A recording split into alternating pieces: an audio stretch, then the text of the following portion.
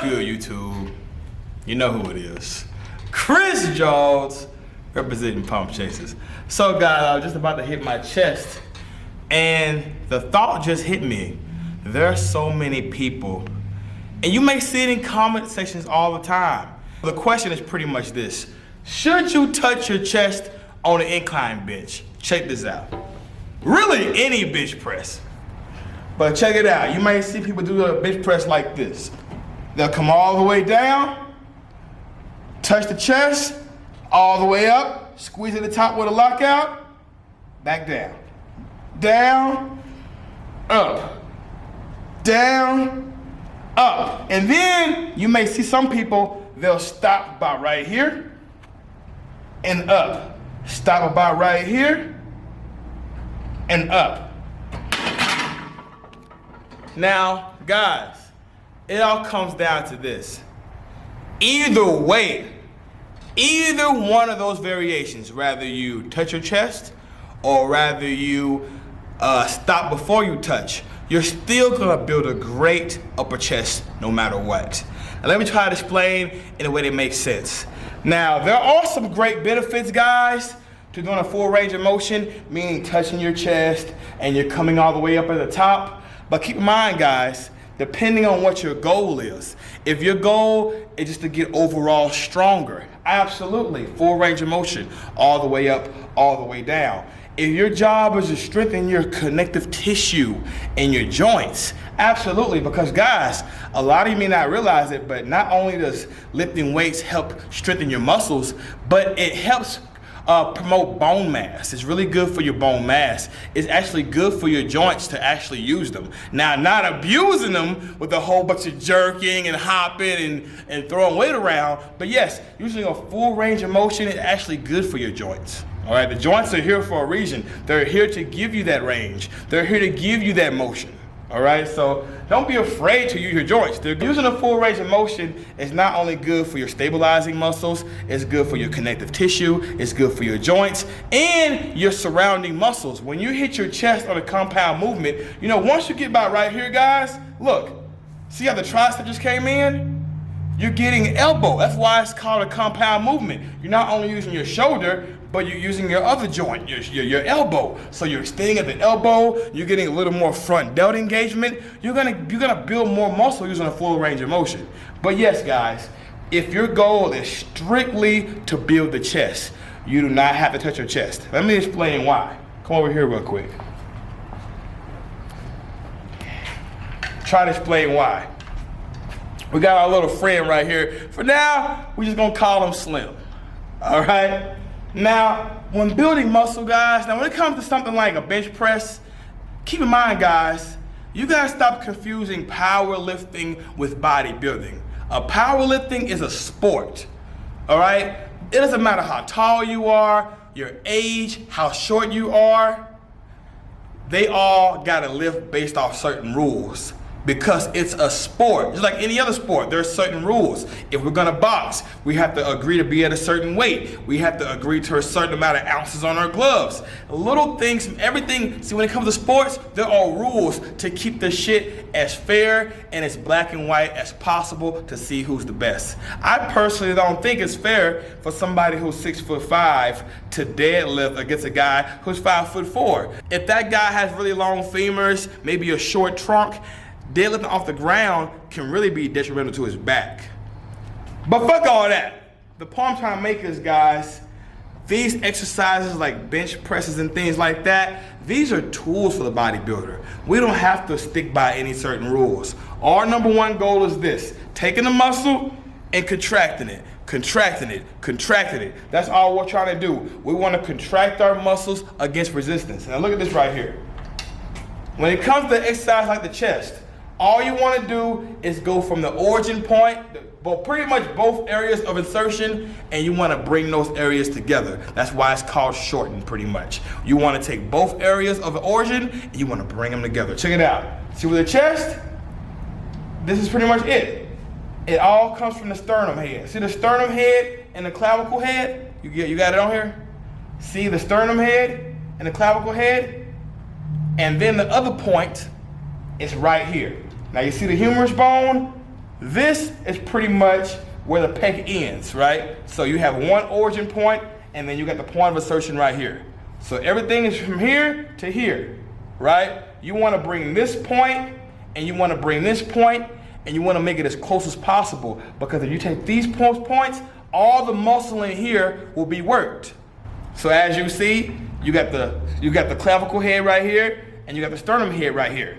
Then you got the area right here around the humerus area. Now you see this little area right where the bicep, I got my humerus bone right over here where the bicep begins. That's pretty much where the insertion point for this chest. Take this insertion point to the point of origin right here. That's why when we do flies, you feel such an amazing fucking pump. You feel such an amazing pump, it's because you're pretty much taking that insertion point and that origin point and you bringing it as close as possible, right? So with that said, guys, rather you touch your chest or not, fuck it. You go all the way down and you go all the way up. Your elbows are still here, which means you're not getting the best contraction anyway. So let's say, for an example, I got a twin brother. We're clones. We're fucking clones, right? And he goes all the way down on the incline bench and he goes all the way up. I stop about right here and go up, right?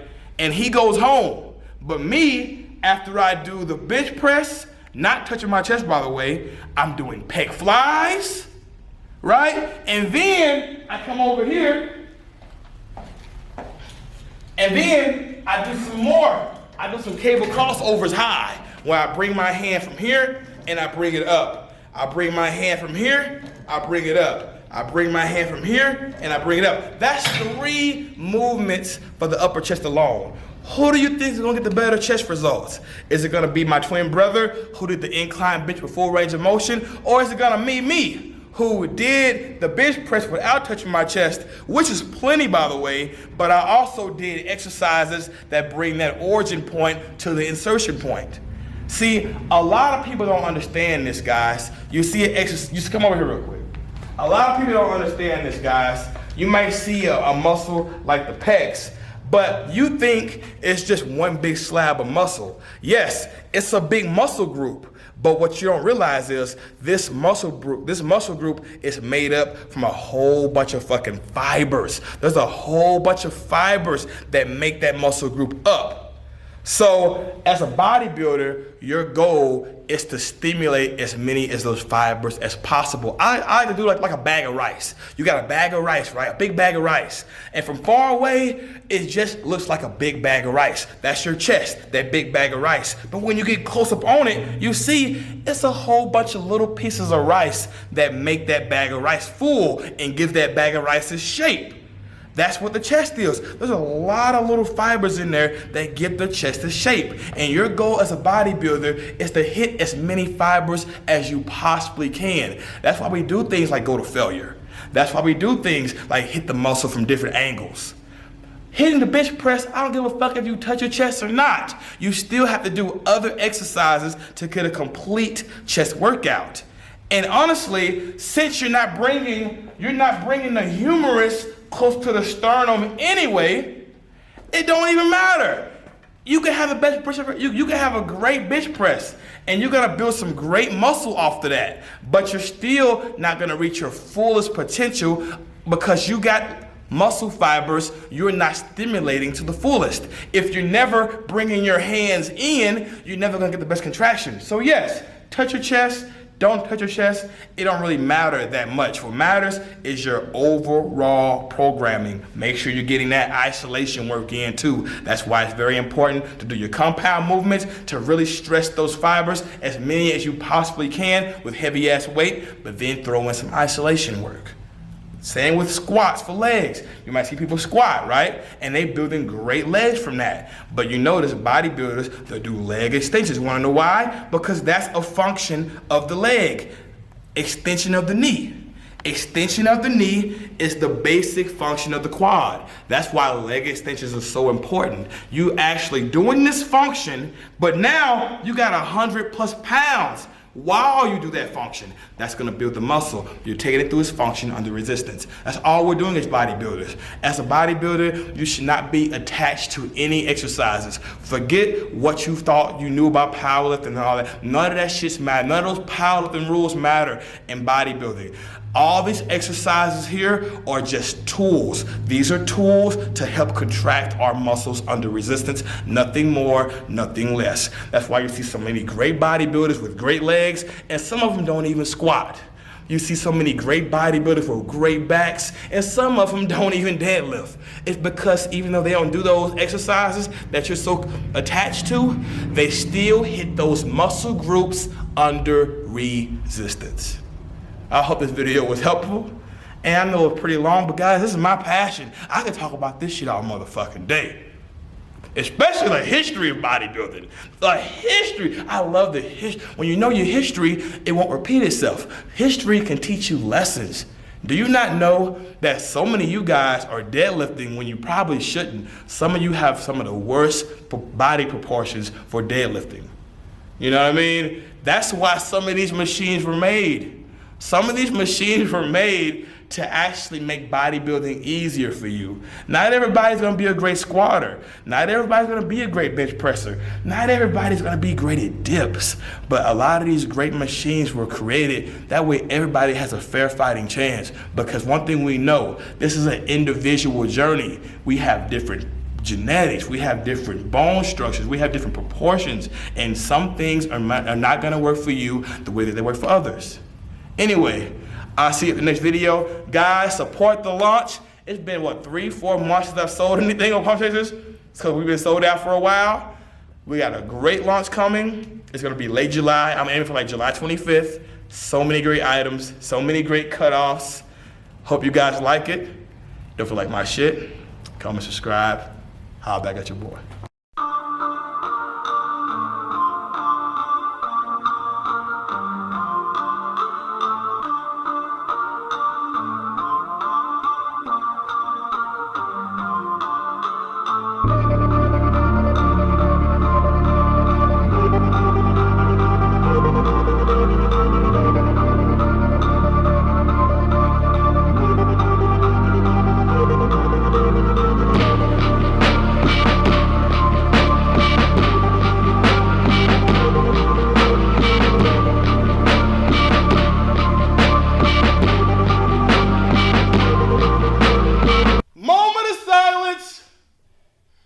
We need a moment of silence before we fuck up these weights.